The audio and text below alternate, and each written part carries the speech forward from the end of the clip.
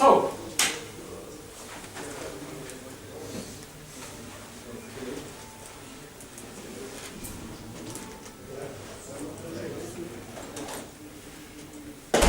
if you agree, we do it in English, because leadership is, I think, an English topic.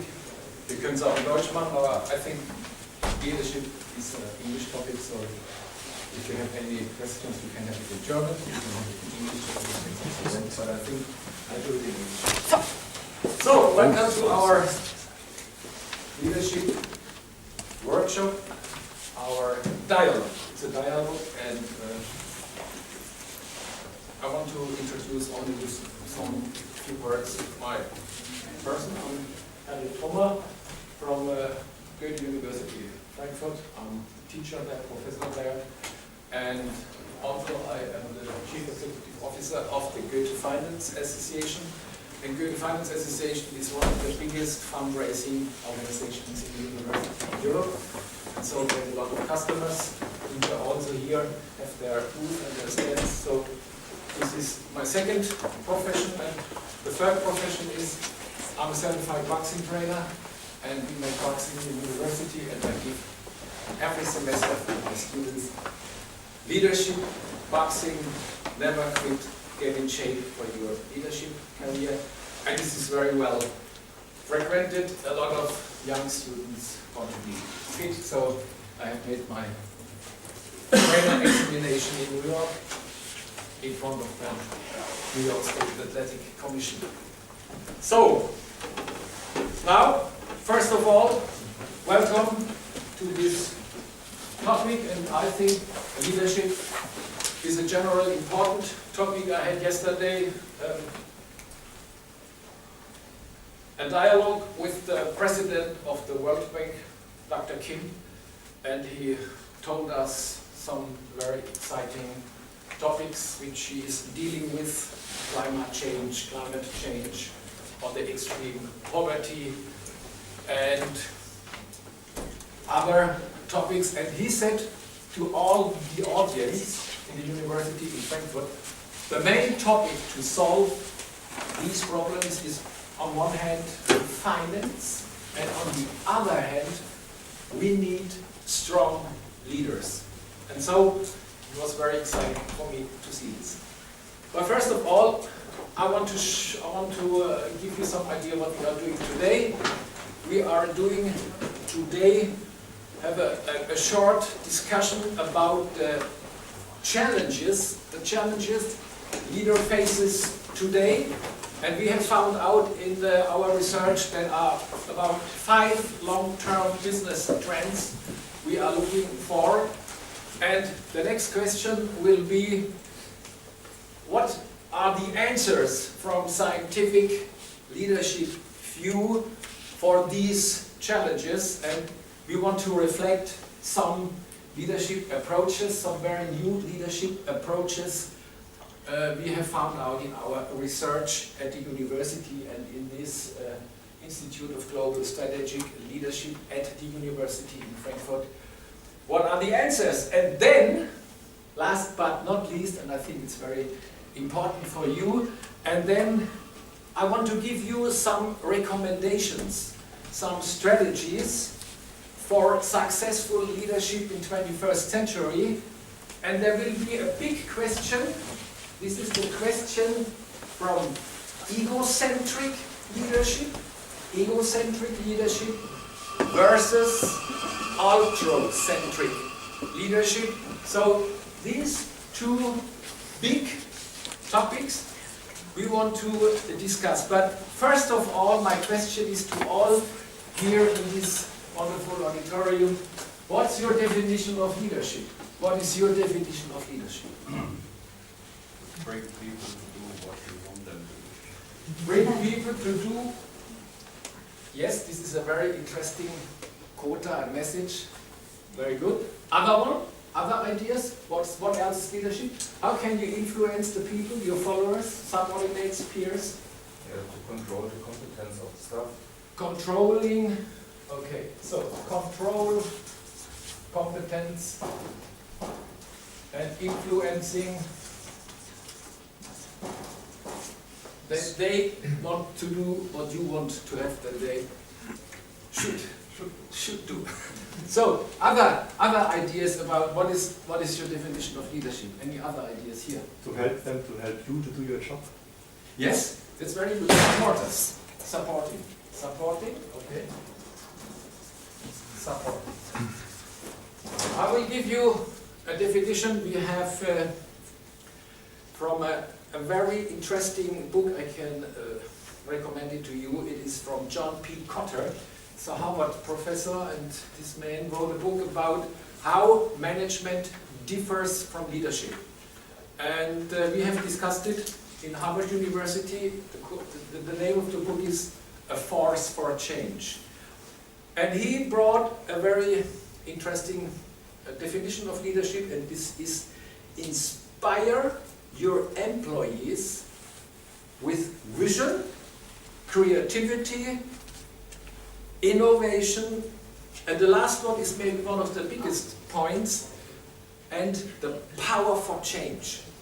Everybody of you know leading for change is a very big topic today, so this is a definition. I will repeat it once again. Inspire your employees with vision, creativity, innovation, and the power for change. Now, you have the opportunity to have different ways to influence your followers. There are two big topics influencing. We have on one hand found out there is a transformational way influencing your followers, and the other one is the transactional way to influence your followers. So, and what is the transformational way? The transformational way influencing your followers is that you can do it through thoughts, through emotion, and through maybe your heart. Enthusiasm. Only one way.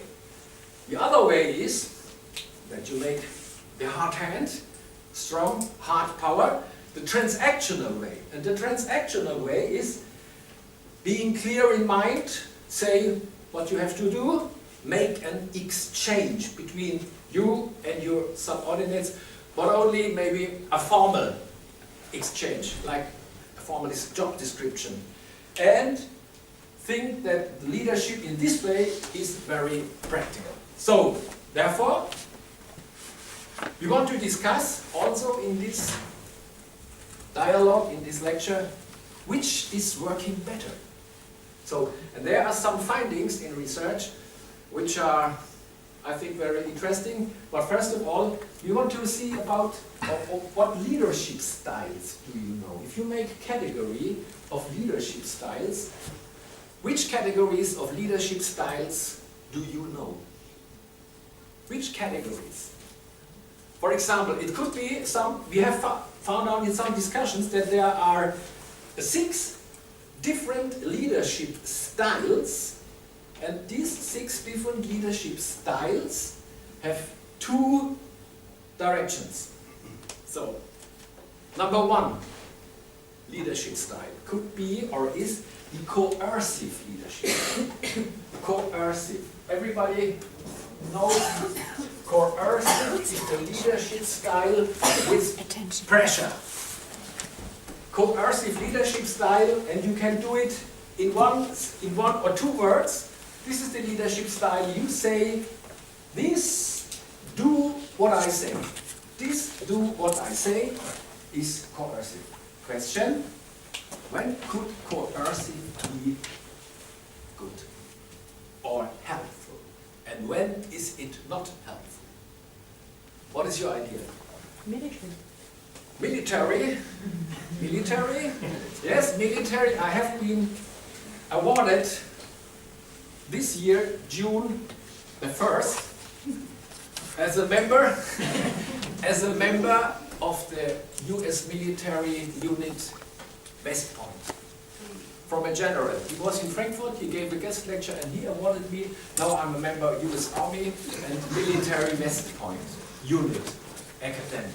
So, we make discussions in the leadership institution there. So, we had a big discussion about military leadership and how they build their military leaders. And these are also the same people and humans as others in the private business, that we had a big discussion, what can we learn from military leadership to private leadership. But a big topic, maybe later or the next time. So thank you for your contribution. Okay, then coercive leadership style, it is especially useful in which situation? What do you think? All practice here, practically. Emergency, yeah. Emergency, turnaround, crisis. Or never changing stable environments. Okay, so coercive in a crisis, if you have problems, then okay. Then we have another category of leadership style, it's called the authoritative leadership style. Authoritative.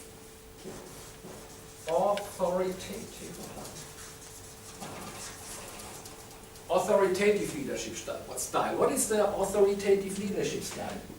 This mobilizes people in direction of a vision. Question to you, a vision. How long should a vision be? The text. One sentence. Pardon? One sentence. One sentence, absolutely exact. If you make more, or two sentences, but that's enough.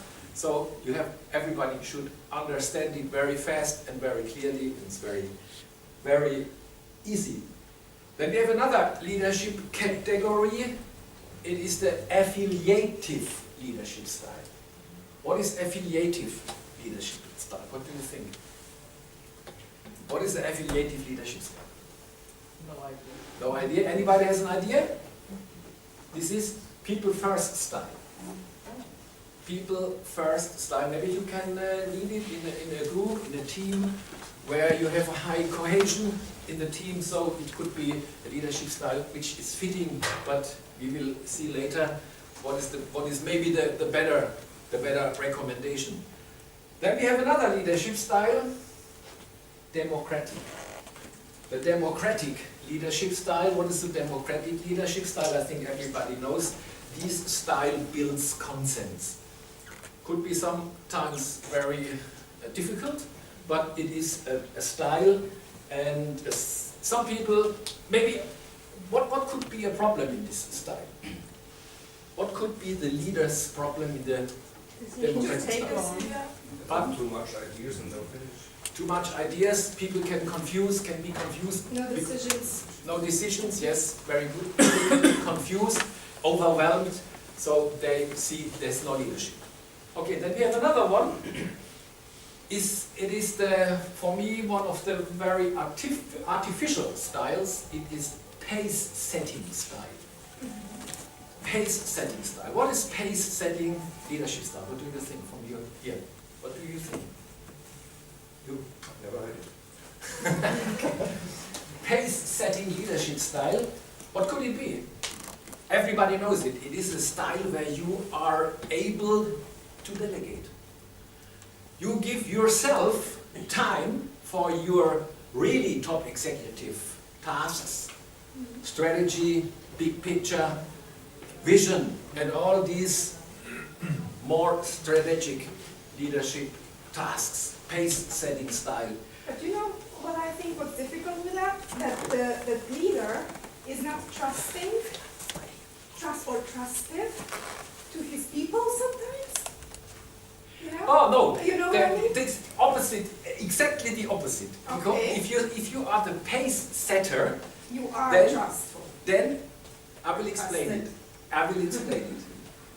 In my opinion, from my leadership tasks here as the CEO, you can only delegate if you are trusting the people which you are delegating something. Okay. So and this is for me an art. You have to be the trustworthiness of the people, and then you can say, okay, this person I can give 20% other tasks from my task, not all of course, but I trust them and I let them on a long way and I give them pace and I have pace. So I can concentrate on my typical leadership top executive tasks. So this is pace setting. And the last one we know from athletics, we know from situation, the leadership approaches, it is coaching style. Coaching leadership style. So now we have these 6 styles, and we want to ask in the next steps, what could be key in the success? So, but first of all, what are in your opinion the 5 long-term business trends? What do you think? Where we are facing, where we have our challenges? Nadia? Just coaching on this side. Coaching. What could be an trend, a business trend in our economy? Is globalization, for example, is a trend we have to face. Why is this so important? I got a big guest lecture. In my lecture, I have every semester guest lectures in my lecture, and one of the lecturers was from BlackRock. BlackRock is the biggest wealth management organization in the world. They have bought Barclays and all these retail and wealth asset management. And so he told us something about globalization and multicultural teams. Leading multicultural teams is, for example, a challenge in the globalization. So we have to ask which leadership style works best if you are leading non-territorial teams, if you are leading virtual teams, if you are leading multicultural teams. So it's a big difference. And I want to give you some recommendations a little bit later, but this is a problem. So this is one business trend, globalization, and on the other hand, is this in team building or team working, a leadership ability, skill you need to lead these multicultural teams in an efficient way. You need high cultural intelligence. This is at the moment a very interesting topic, research topic. Like another one we will discuss later, it is leading with emotional intelligence. Emotional intelligence is a little bit a mixture of all the leadership styles we have discussed some minutes before. One trend is globalization. Another trend, Cross-cultural leading.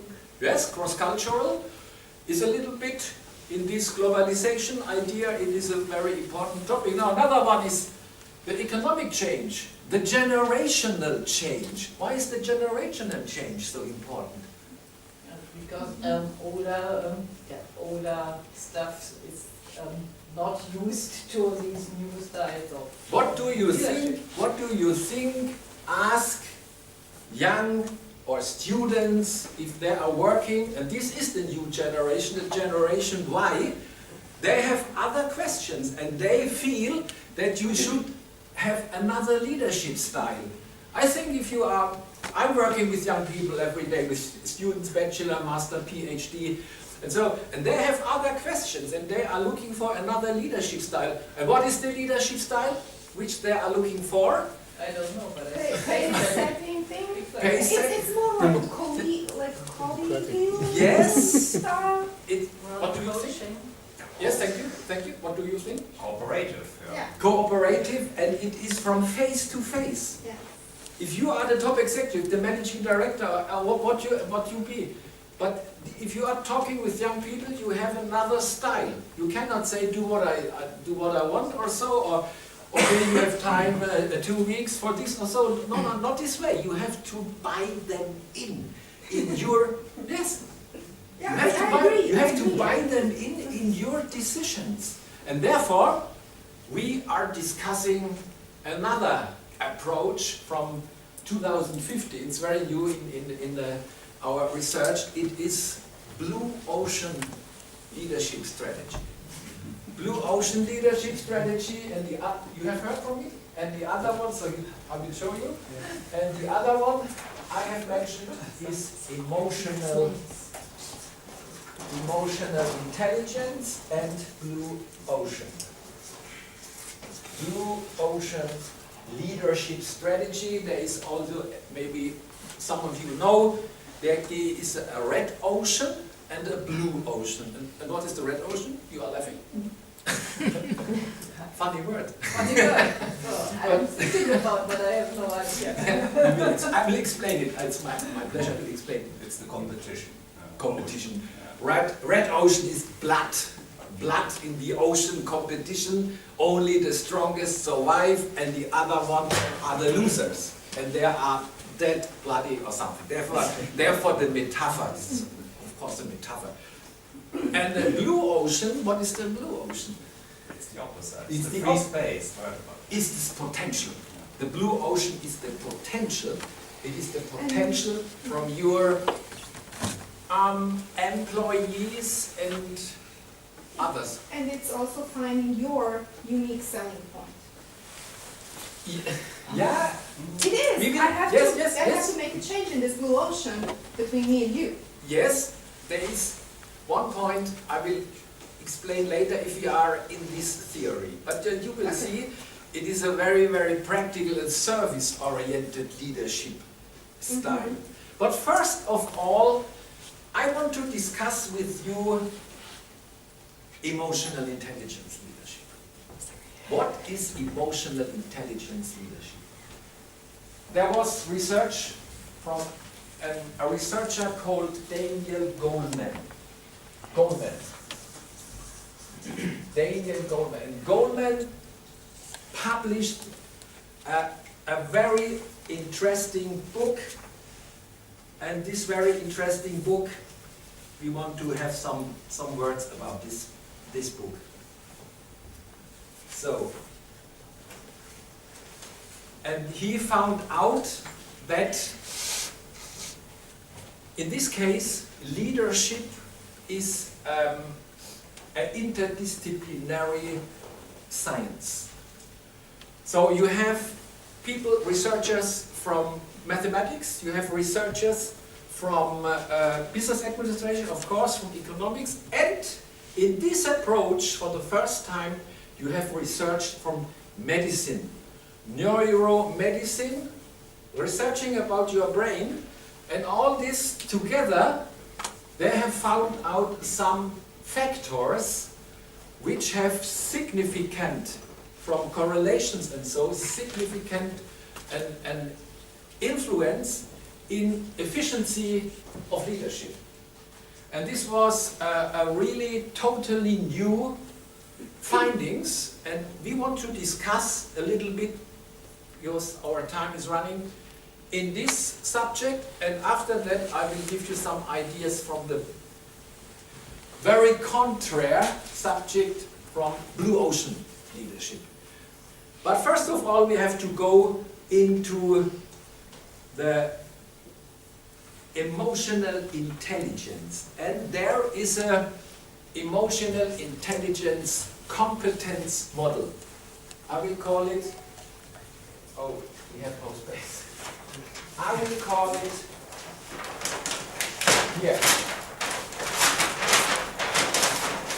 It is the AE competence model. EY competence model, emotional intelligence competence model. Emotional intelligence and leadership. So what are the findings? The findings are, or what makes emotional intelligence? What do you think? What makes intelligence or emotional intelligence in correspondence or in relationship to leadership? Which factors could you imagine as emotional intelligent factors? It's very important and it's very personal. There is one or two very important terms, PEA and EA. Positive emotional attractor, negative emotional attractor. So, now we want to come to factors. What are the emotional intelligence factors and what are the skill indicators for emotional intelligence? And then we will ask the question, what comes beyond emotional intelligence, what is additional. And so, first factor is factor number 1, high self-awareness. What is high self-awareness? Could you imagine what is high self-awareness? It's psychological. Now we are really in leadership and psychodynamic leadership relations. It's not the old theory from great men or skills or something. No, these are the very new findings about leadership and efficiency in leadership because of our more complex world. And you have to lead more complex. It's not so easy. It's self-confidence. High self-awareness is referring to having an accurate understanding of how you behave. Of how you behave, how other people perceive you, how other people recognize you. That you have a feeling, what is your relation if you are saying something? What do the other feel? What have you done wrong? Or maybe you have hurt someone. So this is a high degree of self-awareness, and this is, for example, one of the skill indicators, so that you see I have high self-awareness, is, for example, that you know if you are at the moment thinking negatively. I will give you an example. You had a telephone call, and the telephone call was bad. So, in the next second, one of your employees come in and have questions to you, and then you say, oh, I have no time, and this is and you are negative. And the employee at the moment will also be step back, negative, and then you have no dialogue. You will not come in to your counterpart. So, high self-awareness, or to know when you are becoming angry, so that you feel, now, you have to ask yourself, self-critical, self-awareness, knowing yourself. First step. I do this every time in my office. I'm using this. I'm using this. I have every day talks with students about their bachelors or about their examinations or something, or with heads of big companies. For example, Bayer is one of our customers, Deutsche Bank customer, Commerzbank customer, all our customers. I deal every day with these people. So I train this. I do this. Factor number 1. Factor number 2. What is the factor number 2? The factor number 2 is the mood management. Your mood management. So, mood management. Mood management, that means, or managing your emotions. Managing your emotions. What is managing your emotions? What do you think?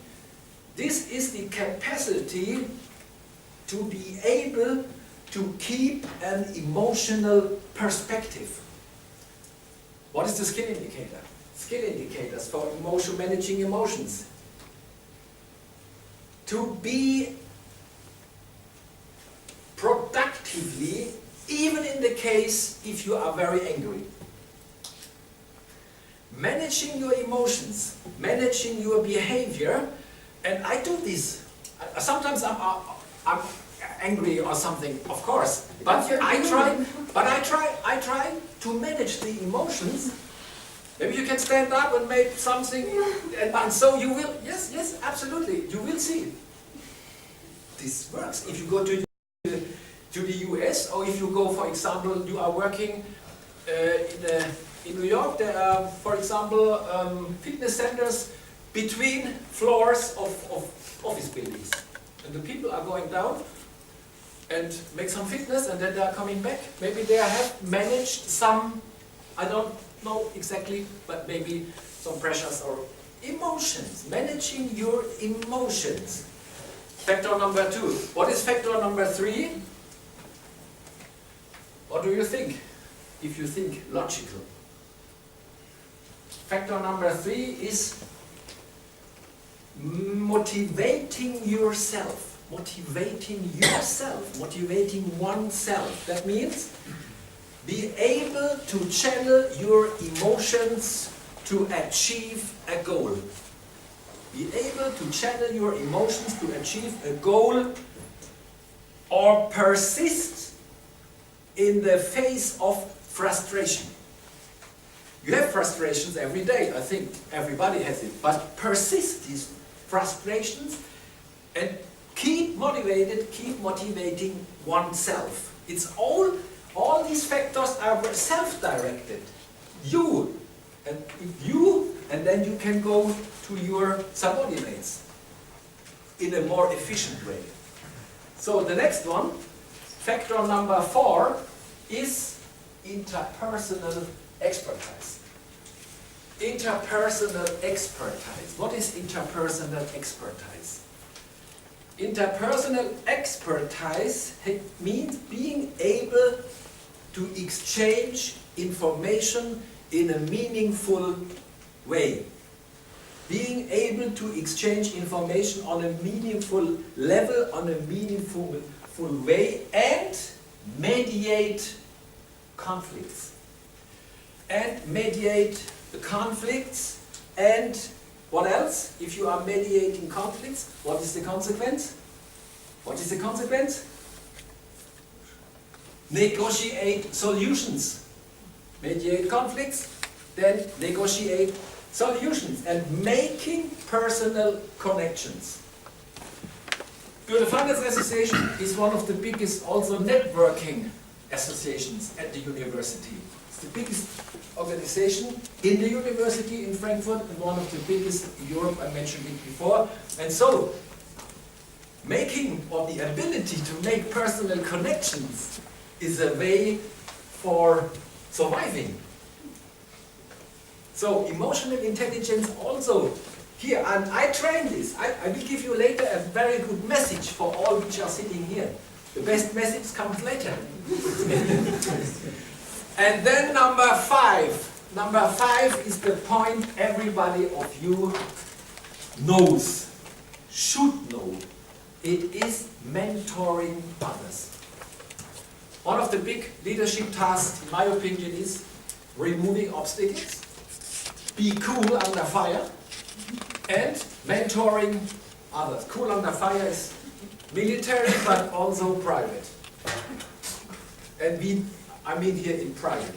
Coolness under fire, under pressure. If you have a lot of tasks or works, that's the meaning. But also military, but it's another fire.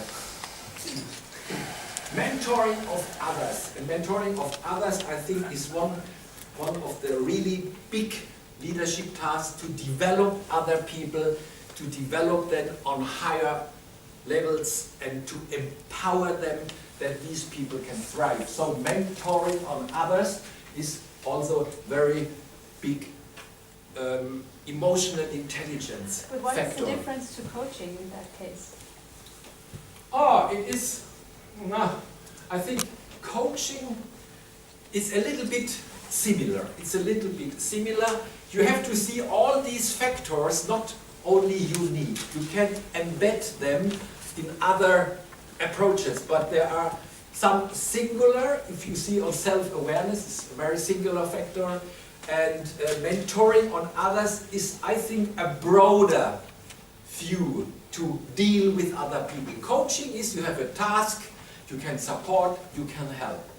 But mentoring is another one. For example, the universities have mentoring programs. In our university, we have a big mentoring program. That means I have customers, for example, Scheffler. Scheffler is one of our customers, you know, and it's a big company, and they say our chairman or one of the members of the board are interested in mentoring 1 or 2 students.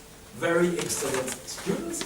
They can make an intern, and they are under supervision of these member of the board. So this is mentoring on others in this emotional intelligence way.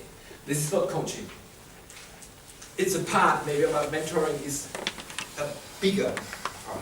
Now I want to go to the good news about emotional intelligence. And the very good news for you all is what? What do you think? The very good news is that all of you can learn emotional intelligence. It is not an inborn skill or trait, and it is not stable, so you can make it better. You can improve your personal emotional intelligence.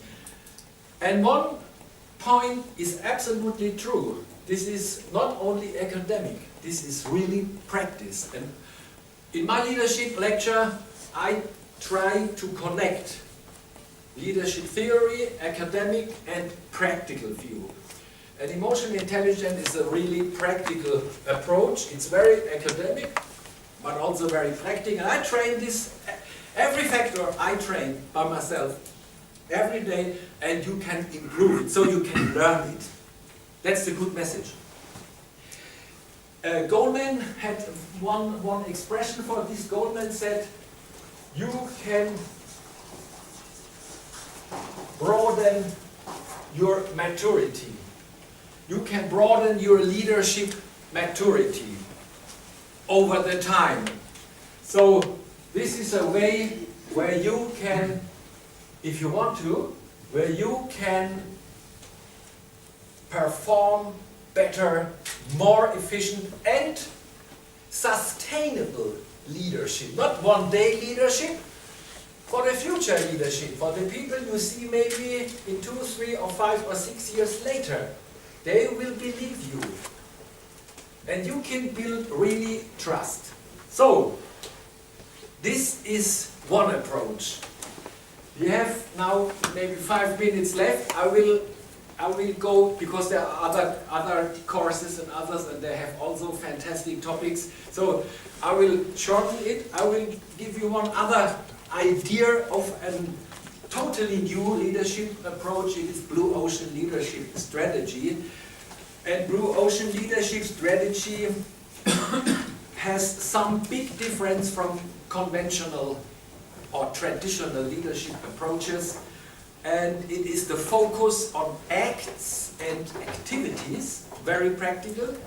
It is the connection very closely to market realities, and it distributes leadership across all management levels. It calls, this new approach calls for profiles. We are developing profiles, so-called leadership canvas.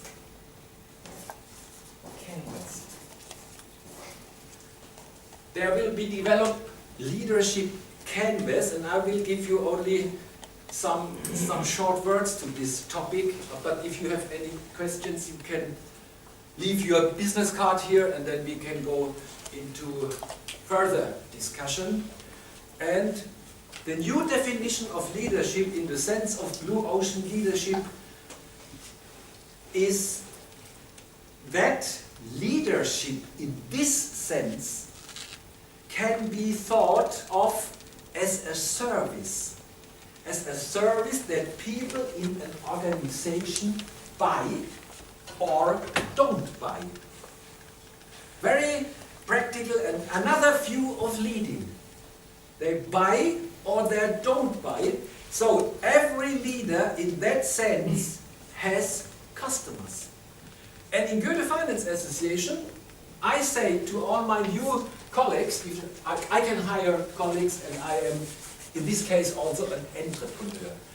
And I can hire the people, and I say all my customers, alumni, companies, and students, are my customers, and my colleagues are also customers. They buy my decision, my leadership, or not. And therefore,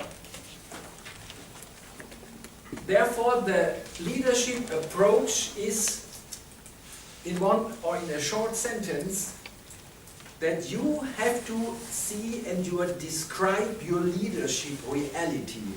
Your leadership reality, that means it will be defined as leadership canvases. Canvases. what is this canvas? And you can develop alternative leadership profiles as canvases. And what is the big question?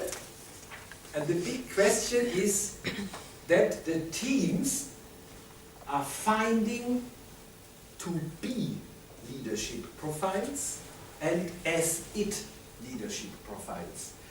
And there you will bring this together. To be, what should your task be from the view of your subordinate? And this is practical, and in some companies they have done this. And at the end there will be a selection of to-be leadership profiles which could be implemented new on all levels. I will give you one idea. What is the consequence? In these cases, we have found out with the leadership canvases that, for example, the lower level, for example, the frontline managers should serve the customers, not the boss. This is a to-be canvas, a to-be profile from the leader, from the view of the subordinates. And then your subordinates buy your decisions because you are true for them, and they see you as you should be in their eyes for the company, for the whole company. And I give you, this is the last one, I will give you the to-be canvas from the senior manager. What should the senior manager do from the view of the customers of the senior manager? And the customers of the senior managers are the middle managers. It's a little bit complicated, but this is a very, very interesting, and we are researching about this. It's from 2015. It's totally new, and we had it in Harvard, in INSET. It came also from INSET, this approach, INSET. And the to-be from the senior managers is that they should delegate and chart the company's future, and very important, they should, from the view of their customers, they should spend more time thinking about the big picture, not thinking for their own, thinking for the big picture. So these are two examples of to-be profiles in contrast to as-it profiles. So, to be versus as-it. So, I think I'm in time. You have now maybe one or two questions, and then you can go to the other wonderful lectures here and workshops. So I will give you the chance to go also and hear my colleagues. One question, two questions? Is there one question? You? There's one approach from Marshall B. Rosenberg called nonviolent communication for the last 30 years. Okay. Now he has died, and I think most of it, what you told us, you find in this approach from Marshall. Mm-hmm. Because emotional intelligence, he goes one step deeper. Okay. The base of an emotion is a need. Mm-hmm. Normally, an unfulfilled need Mm-hmm. is the base of a negative emotion.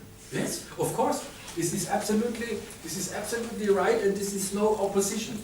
This is no opposition. A need is always an indicator. It's a skill indicator we had discussed before, but absolutely important, and thank you for this idea. It's great. Other questions or recommendations or contributions?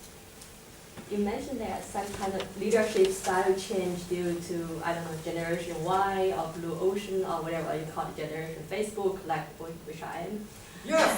And I'm thinking about the basic, the essential point of leadership is still the same. Even maybe the communication technique, the way how we talk to each other is different, even cross culture, and you see on my face as well. So, but the core doesn't change itself, right? I mean, we talk about a few new names, a few fancy definitions, but the basic of the whole basic. But you can. Is it the same? They still keep, even for Generation Y, Generation X, and Generation Yeah. whatever it is? In the first hand, you could think so. But if you go a little bit deeper, then you will see from the development of leadership approaches over time. So we had the leadership research began about last century, at the beginning of this century with the great man theories. And the great man theories said that only leaders which have some certain stable inborn characteristics can be leaders. So this was the very old approach. Then came leader-member exchange, situational theory, then came path-goal theory, and then came expectancy theory, and all the theories had a new view. Later, in the latest series, they say, okay, we have a relationship between follower and leader. And so, more and more and more complex facets brings us to a big picture. And, of course, people I think they have changed. And if you see the students from today, and maybe you see the students from 1935 or 1950, there's a big difference, believe it. It's a big difference. And what is the difference? The difference is more information and other education, and all the networking platforms have an influence of your leadership style, because you as a leader cannot close the door and can say, okay, we do this and this and that. No, the door is every time open because of, I will bring it in a shitstorm, for example. Yeah, you cannot avoid it. You can do what you want. You can close the door. Information is going on. And I receive all the emails at midnight from my students. There is a change in the behavior. And this change, the result of this change or the outcome is that I think you can make the old style, the old school. I not. I will have the new school. The old school. I want to have the new school. And I think we can imagine new facets. And then you can make your own picture. Then you can say, okay, this style is not me. Then, okay, but these are findings in an average. So, once again, thank you very much for your attendance here. It was a great pleasure for me, and it was a really helpful dialogue also for me, and I hope for you also a little bit. And thank you once again, and have a great fair here and a great dialogue with others in the other courses. Thank you so much.